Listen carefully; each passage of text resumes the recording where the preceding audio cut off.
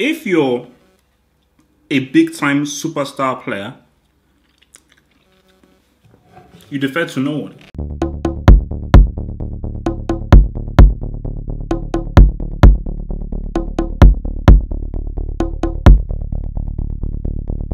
So he stays. He stays. I'm disappointed. I thought Neymar was made of sterner stuff, but I guess I was wrong. So PK put out a little tweet with Neymar smiling. Football God has changed his avatar because his avatar was Neymar in a PSG jersey because for some reason Football God knows things that we don't know. And it's finished. And I think I want to reiterate my disappointment in this because I think I've had a lot of back and forth with people about this. And the reason about this is very simple. It is a privilege to play with Messi. It is. If you're an average player, your entire career should be about wanting to play with Messi for your entire career. Because you're an average player. But, correct me if I'm wrong, is Neymar your average player? Is the gap between Neymar and Messi that vast?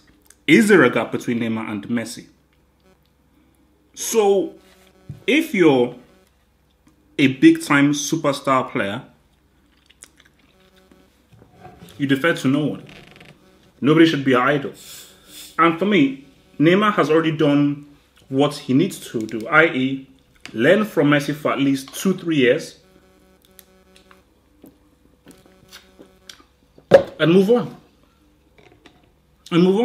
So, I don't know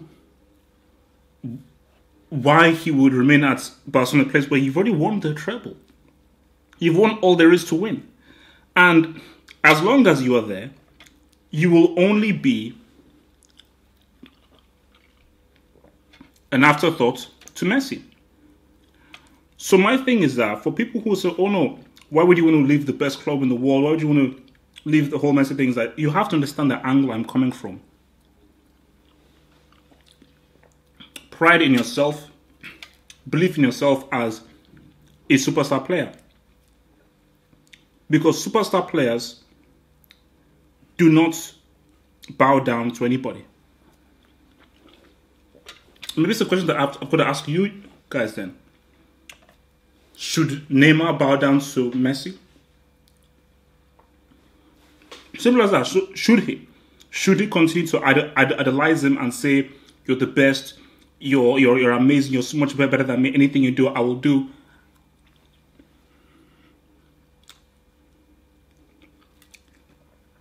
So for Neymar, it's like, I'm sorry, I'm disappointed.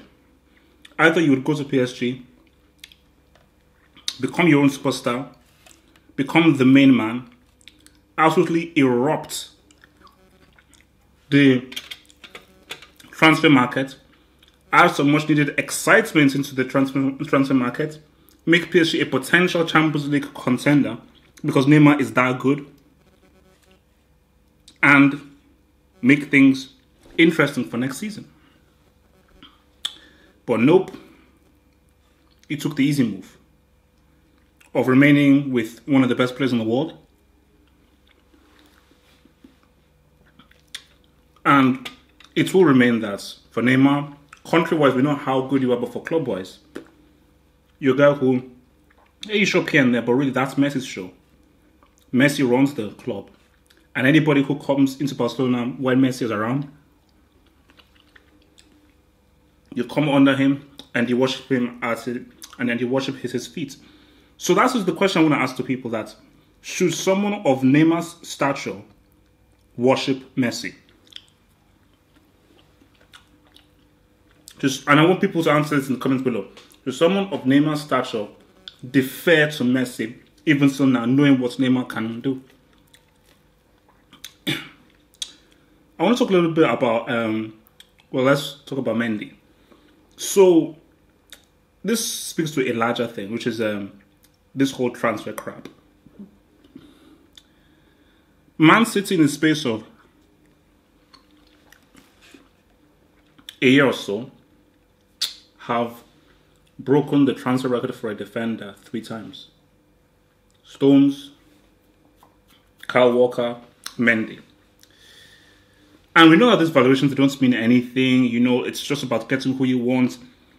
But I think we've definitely, especially I think this season, more so than any other, we've reached a point where the spending is madness. Even if it didn't happen, PSG's proposed move for Neymar for 198 million shows you that, guys, we're living in a very scary age. Because these numbers do matter to me. At the end of the day, it's still 50 million for some dude called Kyle Walker. Who is Benjamin Mendy? I know who he is, but who is he? That he's not the most expensive defender in the world. Because from Man City's point of view, it's about, it doesn't matter about the price. We need defenders, we need a team, we've had a class, we need these new people in. Whatever it costs, we will pay. So, there we go. But I just think that these transfers are flipping ridiculous. Because the Financial Fair Play are probably the most useless organization in history. What did they do? Because this is only going to get worse. Guys, we could reach a point where Nicholas Bettner cost 100 million. To acquire the services of that guy from the side street road, Nicholas Bettner will cost you 100 million. To get one average midfielder attacker, you're looking at 160. 160. Topless of a proper play, maybe you're looking at about 5 or 700 million. Well, we could get there. Because at this rate, in 6 years' time, to get a pretty good player, you're looking at least having at least 150 or 160 million. And for me, you can say, okay, it's all relative, that's how stuff happens. It's still 160 million. That number and figure that still exists. Quickly, I just want to talk about Martial very quickly. I saw Martial's dribble in the friendly against Real Madrid. And maybe this will be the last time I will say this. And so Martial is an amazing player. He's a striker. His talent is there. His skill is there. His ability is there. It is an insult and an affront that he's been wasted out of the wing and he's not been appreciated for the extremely amazing talent that he is.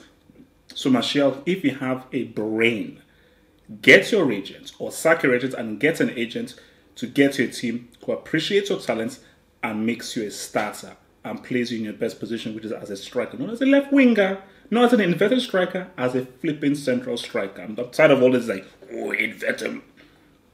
Cheers. So PSG failed with Neymar, and they're now coming for Cheers. I think Cheers made it clear when he talked to his homeboys in Chile that he wants out.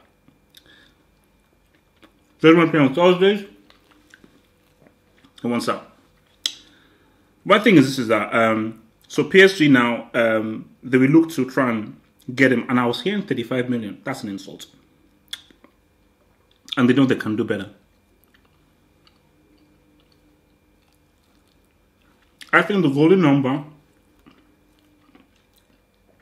could be 56 million. I think for 56 million, Arsenal take it. Can I remind you? Sanchez hasn't signed a contract extension. He will not sign a contract extension. And it is in Arsenal's best interest financially because it is Arsenal Business Club, ABC.